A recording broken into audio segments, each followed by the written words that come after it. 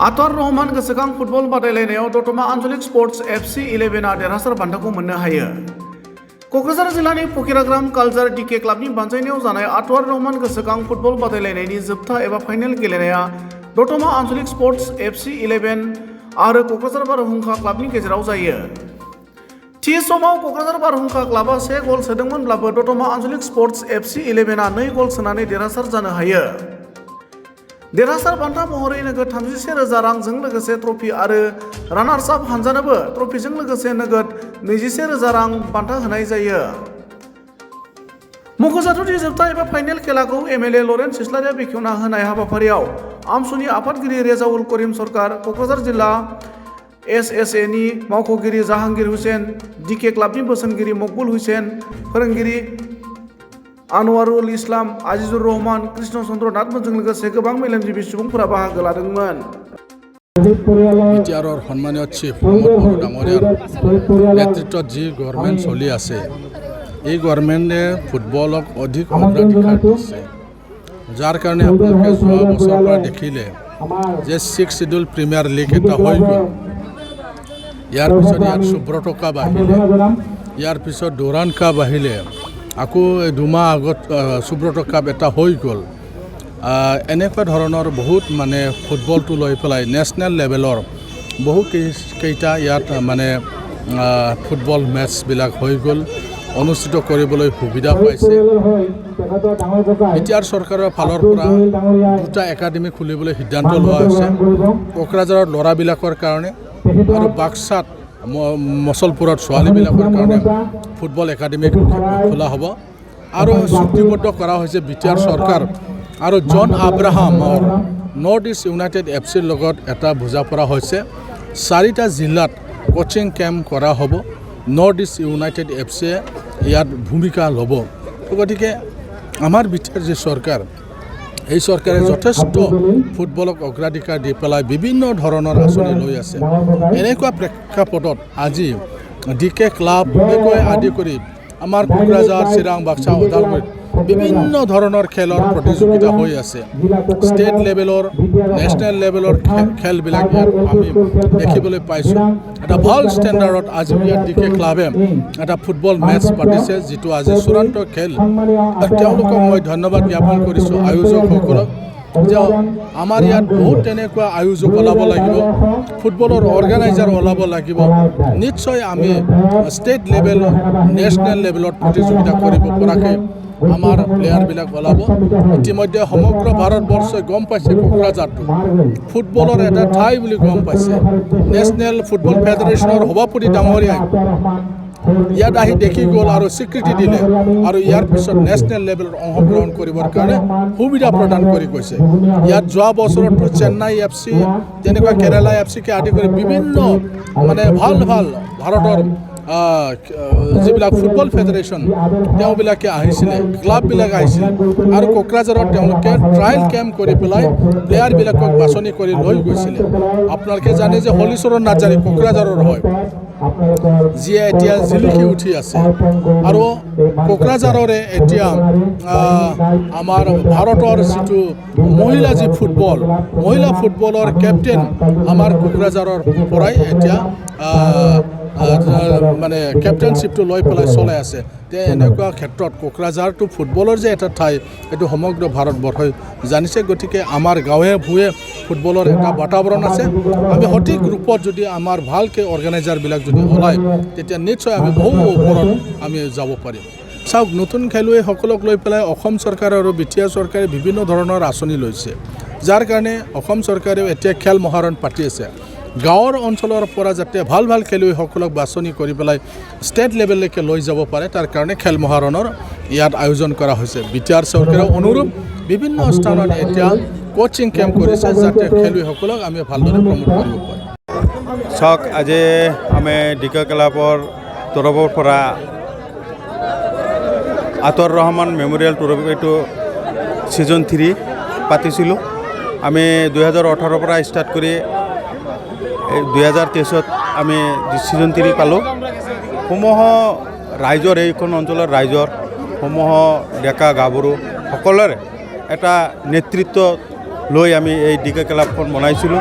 আৰু এই ডিকে ক্লাবৰ পৰা কৰি আমি এই খেলখন পাতিছিলোঁ। এই খেলখন পাতাত সমূহ ইয়াৰ বুদ্ধিজীৱীসকল আমাক সহায় সহযোগিতা কৰিছিল। এই সহযোগিতাৰ যোগেদি আমি এইখন খেল পাতিবলৈ সক্ষম হৈছিলোঁ আৰু শ্বহীদ আতৱাৰ ৰহমানৰ যি স্মৃতি আমি এইখন অঞ্চলত লগতে অসম আৰু ভাৰতবৰ্ষত জিলিকাবৰ কাৰণে আমি এইটো পদক্ষেপ হাতত লৈছোঁ। ইয়াৰে সমূহ ৰাইজক মই আন্তৰিক শুভেচ্ছা আৰু অভিনন্দন জ্ঞাপন কৰিছোঁ যে আমি খেলখন যে পৰিচালনা কৰিছোঁ 8টা দলৰ মাজত পৰিচালনা কৰিছিলোঁ। তাৰে মাজত আপোনাৰ বাৰংখা AC, দুধমা FC, শ্বেৰবাংকুৰি চাংচাৰাং আৰু গোসাইগাঁও গ্লোবেল, অভয়াপুৰী আৰু লগত বিংগ আৰু লগত আছিল আপোনাৰ চেঁচাপানী। এইকেইটা 8টা দলৰ ভিতৰত খেলি আমাৰ ফাইনেল মোমেণ্টত বাৰংকা AC আৰু দুধমা FCয়ে ফাইনেল খেলখন আজি অনুষ্ঠিত হৈ গ'ল। ফাইনেলত 2-1 গ'লত পৰাজিত কৰিলে দুধমাই বাৰংখাক। এই খেলখনৰ যি প্ৰতিভা একচুৱেলি আমি ভাষাৰে ক'ব নোৱাৰোঁ যে আমাৰ ৰাইজে ইমান সহযোগিতা কৰিছিল যে আঁকোৱালি লৈছিল আতৱাৰ ৰহমানৰ স্মৃতিৰ কাৰণে। তাৰ কাৰণে মই অশেষ ধন্যবাদ দিছোঁ ৰাইজক। আপোনালোকে সাংবাদিক বন্ধুসকলকো মই আন্তৰিক শুভেচ্ছা আৰু অভিনন্দন জ্ঞাপন কৰিছোঁ যে এই খেলখনৰ যি মেছেজটো আপোনালোকে মিডিয়া যোগেদি যে প্ৰচাৰ কৰিছে তাৰ কাৰণে মই ধন্যবাদ দিছোঁ। আৰু আগন্তুক দিনত আমাৰ এই ডিকে ক্লাবৰ পৰা মই সমূহ ৰাইজক অভিনন্দন আৰু শুভেচ্ছা যাচিছোঁ যে সিহঁতে যাতে আমাৰ ৰাইজে যাতে এই খেলখন লোৱাৰ কাৰণে আমাৰ ডিকে ক্লাবক সহায় সহযোগিতা আগবঢ়ায় তাকে মই কামনা কৰিছোঁ যে সমূহ ডিকে ক্লাবটো যি প্ৰতিভা আৰু খেলুৱৈ ইয়াত যাতে আমি তৈয়াৰ কৰিব পাৰোঁ তাৰ কাৰণে সহযোগিতা কৰিব বুলি মই আশা কৰিছোঁ আৰু আমি নিজেও চেষ্টা কৰিম। এইখিনি আৰু। আসসালামাইকুম, নমস্কাৰ। মানে আজি আমাৰ ডিকে ক্লাবৰ উদ্যোগত যিখিনি খেল আমি চলাইছিলোঁ, টুৰ্ণামেণ্ট পাতিছিলোঁ, আজি আপোনাৰ চূড়ান্ত ফাইনেল খেল। আজিৰ খেলখন ভালভাৱে চলি আছে আৰু আমি আশা কৰিছোঁ অনাগত দিনত আমি প্ৰত্যেক বছৰে এনেকুৱাই খেল পাতি যাম যাতে আমাৰ খেলুৱৈসকল ল'ৰা ছোৱালীসকল খেলৰ প্ৰতি আগ্ৰহ বাঢ়ে আৰু আমাৰ ৰাইজৰ প্ৰতি ৰাইজে আমাৰ প্ৰতি যি মৰম আৰু ভালপোৱা দেখুৱালে আজিৰ খেলখনত উপস্থিত হৈ শান্তিৰে খেলখন চলাবলৈ সহযোগিতা কৰিলে তাৰ বাবে আমি ৰাইজক ধন্যবাদ জ্ঞাপন কৰিলোঁ। আৰু আমি যিখিনি অতিথিক নিমন্ত্ৰণ কৰিছিলোঁ গোটেইখিনি অতিথি আমাৰ ওচৰত আহি যিখিনি আমাক সঁহাৰি আগবঢ়ালে তাৰ কাৰণে অতিথিসকলক কৃতজ্ঞতা আৰু ধন্যবাদ জ্ঞাপন কৰিলোঁ। আৰু আপোনালোকৰ এই জনাওঁ যে আমি প্ৰত্যেক বছৰ এনেকুৱা খেল পাতি থাকিম যাতে আমাৰ মাজৰ পৰা বহুতো ভাল খেলুৱৈ উপলব্ধ। এই অঞ্চলৰ এটা ক্লাবে এই ধৰণৰ আতৱাৰ ৰহমানৰ নামত ফুটবল খেল পাতি তেওঁক আমাৰ মাজত জীয়াই ৰাখিব বিচাৰিছে। আমি নিশ্চিতভাৱে আমচুও চিন্তা চৰ্চা কৰিম কোকৰাঝাৰ জিলা সমিতিয়ে যাতে আতৱাৰ ৰহমানক আৰু অধিক কেৱল ফুটবল খেলৰ মাজতে নহয় অন্য খেল বা সামাজিক কাম কাজ বা অন্য বিভিন্ন অনুষ্ঠান প্ৰতিষ্ঠানৰ তেওঁৰ নামৰ জৰিয়তে যাতে আমি স্থাপন কৰি বা কাম কৰি যাতে তেওঁক আমাৰ মাজত জীয়াই ৰাখিব পাৰোঁ আৰু তেওঁৰ আমাৰ কাৰণে যাতে প্ৰেৰণা হয় তাৰ কাৰণে আমি নিশ্চিতভাৱে আগন্তুক দিনত চিন্তা চৰ্চা কৰিম। আপুনি আহি উপস্থিত হৈছে, কি ক'ব? চাওক, আজি বৰ ভাল লাগিছে আৰু বেয়াও লাগিছে আমাৰ যে আজি চূড়ান্ত খেলখন আমি চাবলৈ পালোঁ আৰু দুয়োটা দলে খুব ভাল খেলিছে আৰু খেলুৱৈসকলৰ খেলখিনি চাই দত্মাই জয়লাভ কৰিলে বুলি আমি ইতিমধ্যে সকলোৱে গম পালোঁ। গতিকে খেলখন চাই ভাল লাগিছে, কিন্তু যাৰ নামত আমি খেলখন পাতিছোঁ আতৱাৰ ৰহমান মেম'ৰিয়েল এই ফুটবল টুৰ্ণামেণ্ট 2012 চনত ভাৰতীয় সেনাবাহিনীত কৰ্মৰত তেওঁ আছিলে আৰু 2012 চনত দুৰ্বৃত্তৰ গুলীত তেওঁ নিহত হৈছিলে আৰু তেখেতৰ মৃত্যুত আমি সদায় তেতিয়াও আমি দুখ প্ৰকাশ কৰিছোঁ। আজিও আমাৰ মনত দুখ আছে তেখেতৰ প্ৰতি আৰু আমি নেদেখাজনক প্ৰাৰ্থনা জনাইছোঁ আতৱাৰ ৰহমান য'তে আছে তেওঁ শান্তিত থাকক, সুখত থাকক আৰু তেওঁৰ আমাৰ মাজত জীয়াই ৰাখিবৰ কাৰণে আচলতে তেওঁৰ নামত এই মেম'ৰিয়েল আয়োজন কৰা হৈছিল আৰু উদ্যোক্তাসকলক মই আন্তৰিকভাৱে ধন্যবাদ জনাইছোঁ যে আতৱাৰ ৰহমানক যে আমাৰ মাজত তেওঁলোকে জীয়াই ৰাখিবলৈ চেষ্টা কৰিছে। এই 3টা বছৰ হৈ গ'ল আৰু ভাবিছোঁ যে অহা দিনবিলাকতো আতৱাৰ ৰহমানক যাতে আমি খেলৰ মাজতে নহয় শিক্ষা দীক্ষা বা সামাজিক কাম কাজৰ মাজত আমি আমাৰ মাজত জীয়াই ৰাখিব পাৰোঁ তাৰ কাৰণে যাতে উদ্যোক্তাসকলে যাতে ব্যৱস্থা গ্ৰহণ কৰে আৰু এই খেলখনে মই ভাবোঁ যে আমাৰ বৃহত্তৰ বগিৰাগ্ৰাম অঞ্চলত ভাল খেলুৱৈ তৈয়াৰ কৰিব। এনেকুৱা খেল আমি সকলো অঞ্চলতে পাতিব লাগে আৰু ভাল খেলুৱৈ এদিনাখন গৈ অসম বা ভাৰতবৰ্ষত আমাৰ খেলুৱৈসকলে ভাল নাম কৰিব। গতিকে মই উদ্যোক্তাসকলক পুনৰবাৰ আন্তৰিকভাৱে ধন্যবাদ জনাইছোঁ আৰু যি দুটা দল আজি খেলিলে দুটা দলৰ খেলুৱৈসকলক মই খেলুৱৈসুলভ মনোভাৱেৰে যি খেল খেলিলে তাৰ কাৰণে দুটা দলক মই আন্তৰিকভাৱে অভিনন্দন জনাইছোঁ।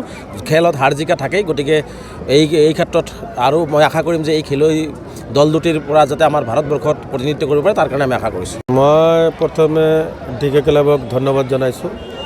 এই ডিকে ক্লাবৰ উদ্যোগত আজি আতৰ ৰহমান মেমৰিয়েল যে ফুটবল খেলাটো পতা হৈছিলে, এই ফুটবল আজি 3 বছৰ কাৰ্যকাল শেষ হ'ল। ফাইনেল খেলটো হৈ পেলাই আমাৰ ৰাজ্যৰ হৈ একত্ৰিত হৈ পেলাই খেলটো চালোঁ আৰু সকলোৰে ভাল লাগিছে। আৰু কোকৰাঝাৰ আৰু দুধমাৰ লগত আমাৰ ফুটবলটো খেলটো হৈছে। তো আমাৰ দুধমাই 1 গ'লত জিকি গ'ল। আমি ৰাইজে এই খেলটো চাই খুব ভাল লাগিছে। খেলটো আৰু খুব ধুনীয়া হৈছে। দুটা পাৰ্টিৰ মাজত খুব কম্পিটিশ্যন হৈ পেলাই দুধমাই সক্ষম হৈছে। এইটো আমাৰ ৰাইজে খুব খেলটো চাই ভাল পাইছে। এই আমাৰ অঞ্চলত ফুটবলটো পাই পেলাই আমাৰ অঞ্চলৰ মানুহ খুব মনেৰে যোগ দি পেলাই খেলটো চাই আনন্দিত লৈছে। এইখিনি কৈ পেলাই মোৰ বক্তব্য শেষ কৰিম। মই ডিকে ক্লাবৰ জৰিয়ত মই যিবিলাক ফুটবল খেলি আছে আৰু খেলি থাকে সেইবিলাক যুৱক ল'ৰাবিলাক আমি মেছেজ এইটো দিওঁ যে এনেকৈ খেলিব লাগে আৰু প্ৰত্যেক বছৰে খেলটো পাতি ৰাইজক ফুটবলৰ যে আনন্দ অনুভৱ কৰিবলৈ সকলোকে মই অনুৰোধ জনাওঁ।